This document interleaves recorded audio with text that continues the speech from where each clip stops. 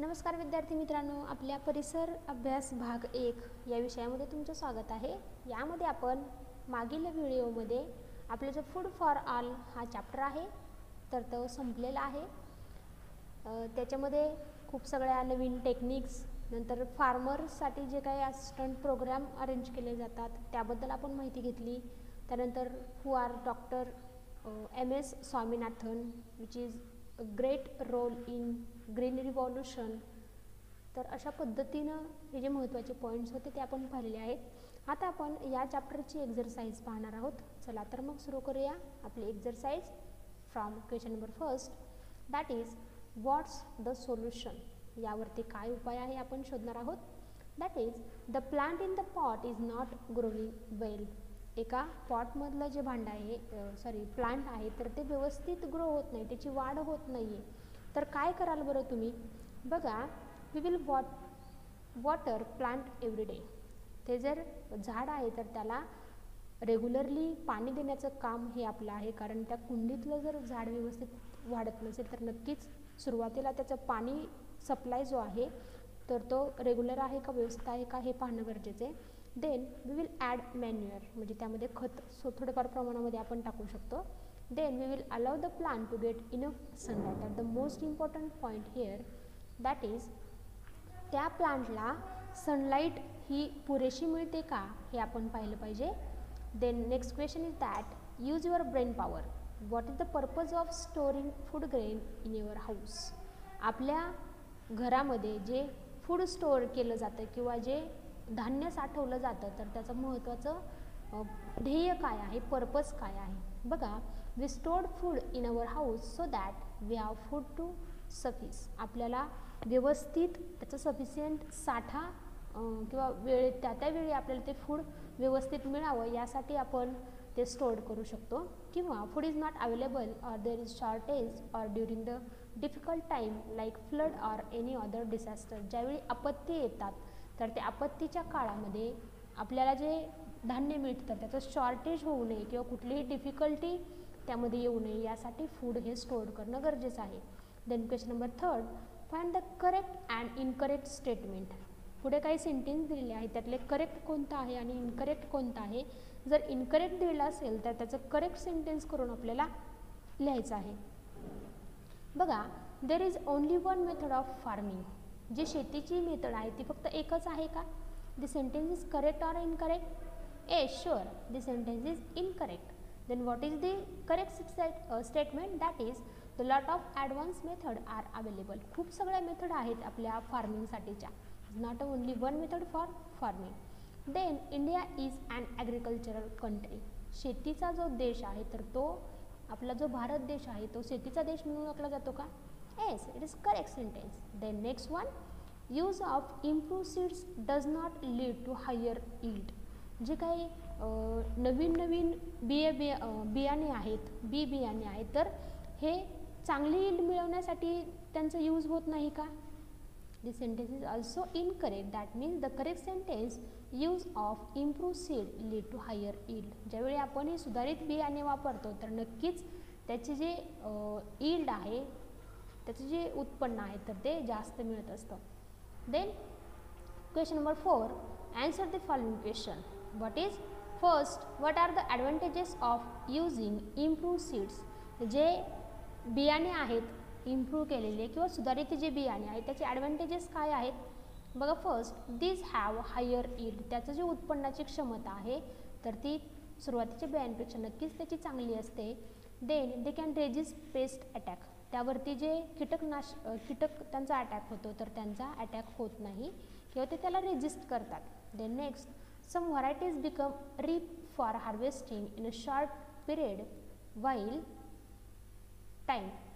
Of time. म्हणजे काही ज्यातल्या variety आहेत तर ते अगदी कमी वेळामध्ये ते सुद्धा त्याचं चांगलं उत्पन्न मिळू शकतं। आणि अदर केस जे आहे त्याच्यामध्ये some give higher yield even with a low water supply. आणि काहीचे जे सीड्स आहेत तर ते कमी वॉटर सप्लायमध्ये सुद्धा त्याची जी यील्ड आहे तर ते चांगल्या पद्धतीनं होऊ शकते, त्याचं जे उत्पन्न आहे तर ते चांगलं मिळू शकतं। तर अशा पद्धतीनं त्याचे ॲडव्हांटेजेस आहेत। Then next one, which are the modern method of irrigation and what are their advantages. Modern method कोणत्या आहेत इरिगेशनच्या Yes, we can know that the drip irrigation and sprinkler irrigation are the two modern method of irrigation. And next, what are the advantages? त्याचे advantages काय आहेत बरं? बघा, that is due to the modern method of irrigation, root of crop get enough water. जे झाडांची मुळं आहेत तर त्यांना हवं तेवढंच पाणी आपण देतो, त्यामुळे जो वॉटरचा वेस्टेज आहे किंवा जे वाया जाणारं पाणी आहे तर ते आपण थांबवू शकतो. One can save a lot of water by this method. आपण खूप सगळं पाणी याच्यामध्ये सेव्ह करू शकतो. Also in third, in modern method of irrigation full use is made of available water. जे गरजेचं किंवा जेवढं पाणी आहे तर त्याचा चांगला फुल उपयोग किंवा चांगला जास्तीत जास्त उपयोग आपण करू शकतो. The next one, there is any problem of over irrigation and salinity of water. Sorry, there is no any problem of over irrigation and salinity of water. म्हणजे आपण पाहिलं की ज्या पद्धतीनं खूप जास्त पाणी जर जमिनीला दिलं गेलं तर त्या जमिनीची क्षारता वाढते किंवा जास्त दलदलीची ती जमीन बनते. मग जर आपण ड्रिप इरिगेशन किंवा स्प्रिंकलर इरिगेशन ही जर टेक्निक वापरली तर असे हे ओव्हर इरिगेशन किंवा सॅलिनिटी जी सॉइलची वाढते तर असे प्रॉब्लेम्स येत नाहीत. The next one, that is describe the drip irrigation method. ही जी ड्रिप मेथड आहे ती कशा पद्धतीनं असते बघा. In drip irrigation method pipes with holes are use for giving water to the plant.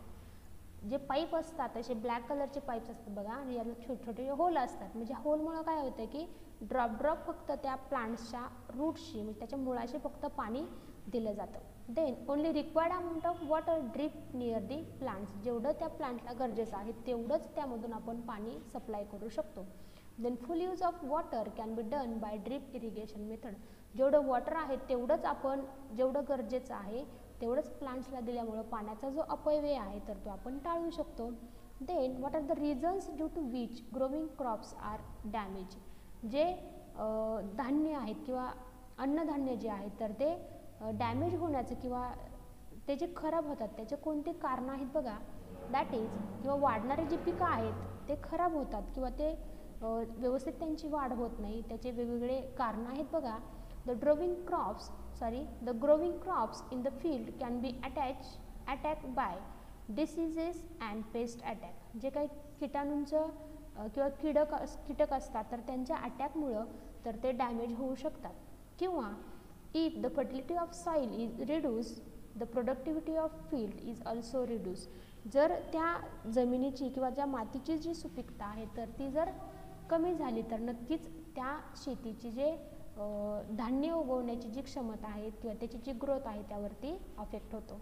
And third one, if enough water is not available for growing crops there is growth is stunted. जर व्यवस्थित पाणी त्या क्रॉपला मिळालं नाही तर तरीसुद्धा याचा effect हा ग्रोथवरती होतो आणि त्यामुळे त्या पिकाची वाढ खुंटते. अशा पद्धतीने हे सगळे रिझन आहेत त्या पिकाची व्यवस्थित वाढ न होण्यासाठी. Then what is done to avoid the damage to crops. हे जे डॅमेज आहे किंवा जे पिकं आहेत तर त्यांच्या ग्रोथवरती जो परिणाम होतो तर ते थांबवण्यासाठी आपण काय करू शकतो बघा. To avoid damage to the crop modern irrigation method are use to water. ज्या मॉडर्न इरिगेशन मेथड आहेत ड्रिप आणि स्प्रिंकल इरिगेशन तर ते आपण यूज करू शकतो. Then to reduce the pest and disease attack the crops are spread with insecticides and pesticides. हे जे वेगवेगळे डिसीजेस अटॅक होतो आपल्या क्रॉपवरती तर ते होऊ नये किंवा त्यासाठी त्या इन्सेक्टिसाइड्स किंवा पेस्टिसाइड्स कीटकनाशक त्यावरती फवारले जातात जेणेकरून ते डिसीज स्प्रेड होणार नाही. And third one, seed you also of improve quality and there are rubbed with certain chemicals before sowing. म्हणजे जे बियाणे वापरले जातात तर ते सुधारित क्वालिटीचे असावेत, चांगल्या क्वालिटीचे असावेत किंवा ते बी लागवड करताना त्यावरती केमिकल त्याला रब केलं जातं किंवा त्याच्यावरती गोळसलं जातं आणि आपण पेरणीच्या अगोदर हे त्यावरती गोळसून नंतर त्याची पेरणी केली जाते जेणेकरून त्याचं जी ग्रोथ आहे तर ती चांगली व्हावी यासाठी. Then what causes the fertility of the soil to diminish. जी फर्टिलिटी आहे सॉईलची तर ती कशामुळे कमी होती, कोणते फॅक्टर याला नेसेसरी आहेत बघा. Overuse of fertilizers leads to accumulation of excessive chemicals in the soil. This reduces the fertility of soil. Also, the overwatering also returns the soil saline follow. म्हणजे जर जास्त खते त्यामध्ये यूज केले त्या शेतीसाठी किंवा खूप जास्त केमिकल्स जर यूज केले, हे जे इन्सेक्टिसाइड्स आणि फर्टिलायझरचा जास्त जर वापर झाला तर नक्कीच त्या शेतीची किंवा जे जमिनीची जे सुपीकता आहे तर ती कमी होते. शिवाय जे वॉटर दिलं जातं त्या जमिनीला तर ते पण खूप जास्त जर दिलं तर नक्कीच त्या सॉइलची सॅलिनिटी वाढते किंवा त्याची क्षारता वाढते आणि त्याच्यामुळं सॉइलची जी सुपीकता आहे, मातीची जी सुपीकता आहे तर ती कमी. What changes has modern technology brought about in the method of farming. हे जे फार्मिंगची मेथड आहे यामध्ये कोणत्या मॉडर्न टेक्निक आल्या बघा. The modern technology of agriculture use improve seeds that use yield. हे जे सुधारित बियाणे आहेत तर ते वापरल्यामुळं शेतीचं जे उत्पन्न आहे तर ते चांगलं मिळालं गेलं. Then modern method of irrigation such as drip irrigation and sprinkler irrigation are use. जास्तीत जास्त उत्पन्नासाठी ह्या दोन मेथड यूज केल्या गेल्या, drip and sprinkler irrigation. Third one, the organic fertilisers and manures are use to increase the fertility of soil. जमिनीची जी सुपीकता आहे तर ती वाढवण्यासाठी ऑर्गॅनिक फर्टिलायझर्सचा यूज केला गेला किंवा जे पालापाचोळा किंवा ॲनिमलच्या डेड प्लांट्स आणि डेड ॲनिमलपासून जे खतं तयार केली गेली ते कुजवून, तर अशा पद्धतीनं ह्या नवीन फर्टिलायझर्स यूज केले ज्यामुळे मातीची सुपीकता वाढली. त्यानंतर fourth, through agriculture programme farmers are given information and weather forecasting. जे शेती किंवा जे शेतकऱ्यांसाठी जे प्रोग्राम राबवले गेले त्यामुळे शेतकऱ्यांना विविध हवामानाबद्दल माहिती किंवा ज्या शेतीच्या नवीन नवीन टेक्निक आहेत तर त्यांची माहिती मिळाली आणि त्यामुळे त्याचा चांगला परिणाम त्यांच्या शेतीवरती झाला. Then what methods are use to preserve food grain. कोणत्या मेथड अशा आहेत ज्या की धान्य साठवण्यासाठी वापरल्या जातात बघा. The food grain is dried well in the sun and filled in sacks. त्या चांगल्या सूर्यप्रकाशामध्ये वाळवल्या जातात आणि नंतर त्या पिशवीमध्ये भरल्या जातात किंवा पोत्यामध्ये भरल्या जातात. The chemicals are spread on the places where the sacks are sack.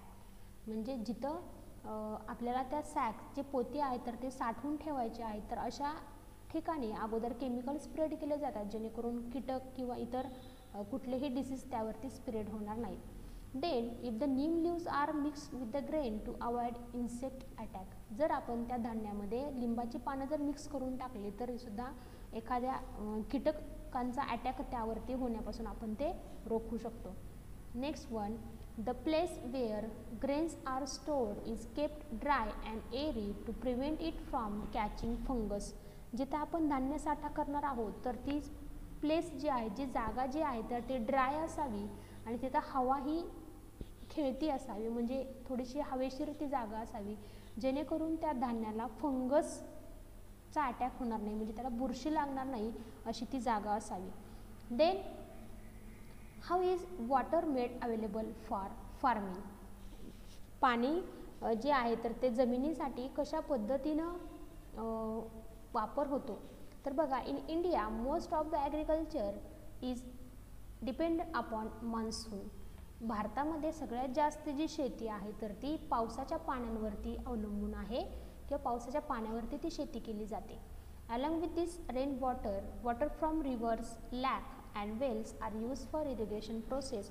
हे जे पाणी साठा आहे तर जर पावसाचं पाणी त्या सीझनमध्ये ज्याप्रमाणे आहे त्याप्रमाणे यूज तर केलं जातोच.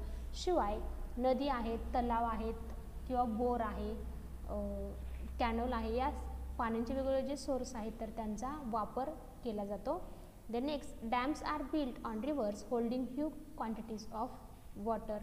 जे काही धरणं आहेत तर ते नदींवरती बांधल्यामुळं खूप जास्त पाण्याचा साठा इथं केला जातो जेणेकरून त्याचा वापर हा शेतीसाठी चांगल्या पद्धतीनं होऊ शकतो. देन तर पहा आपला नेक्स्ट क्वेश्चन आहे मॅच दी फॉलोइंग. आपल्याला जोड्या लावायच्या आहेत. आपल्याला माहिती आहे जोड्यासाठी दोन ग्रुप असतात, ग्रुप ए अँड ग्रुप बी. जोड्या लावताना कुणीही अशा रेषा तिरक्या वगैरे ओढायच्या नाहीत तर व्यवस्थित ॲन्सर ह्याचं मध्ये लिहायचं आहे. म्हणजे एचं ॲन्सर कोणता असेल, बी सी तर त्याच्यामध्ये असं लिहायचं आहे किंवा खाली डायरेक्टली ॲन्सर म्हणून लिहायचं आहे. तर बघा ग्रुप एमध्ये काही पॉईंट्स आहेत आणि त्याचं मॅच आपल्याला बी साठी करायचं आहे. तर पहा grain stored in a dry and airy place. जे धान्य आहे तर ते खेळत्या हवेच्या ठिकाणी किंवा जिथं स्पेस चांगली आहे, हवा ही दमट नाही आहे अशा ठिकाणी स्टोअर करणं गरजेचं आहे. Third is adding proper chemicals. हे जे काही केमिकल्स आहेत तर ते ॲड कशासाठी केले जातात ते एक आहे. आणि इकडे बी ग्रुपमध्ये दिलेलं आहे prevent growth of fungus on grain. कोणता असा पर्याय आहे की ज्याच्यामुळे फंगसची ग्रोथ आपण थांबवू शकतो, तर ते आहे grain stored in a dry and airy place. Then second one prevent insect infestation. इन्सेक्टचं इन्फेक्टेशन कमी करण्यासाठी किंवा थांबण्यासाठी आपण काय करू शकतो, तर नक्कीच त्याच्यामध्ये जे केमिकल्स आहेत तर ते ॲड करू शकतो. आणि last fungus attack to the stored grain. हे कशामुळे होतं, जर आपण जे धान्य आहे तर ते दमट ठिकाणी जर साठवलं तर नक्कीच त्यावरती फंगसचा अटॅक होतो. आणि आपण आन्सर बघूया त्याचं, दॅट इज एचं सी आहे, सेकंडचं ए आहे आणि थर्डचं बी आहे. तर अशा पद्धतीनं या चॅप्टरचा आपला एक्झरसाइज संपलेला आहे. सगळ्यांनी व्यवस्थित तो आपल्या नोटबुकमध्ये सोडवायचा आहे आणि त्याचा अभ्यास करायचा आहे लिहून आणि मला पाठवायचा आहे. भेटूया पुढच्या व्हिडिओमध्ये न्यू चॅप्टरसह. तोपर्यंत bye bye and take care.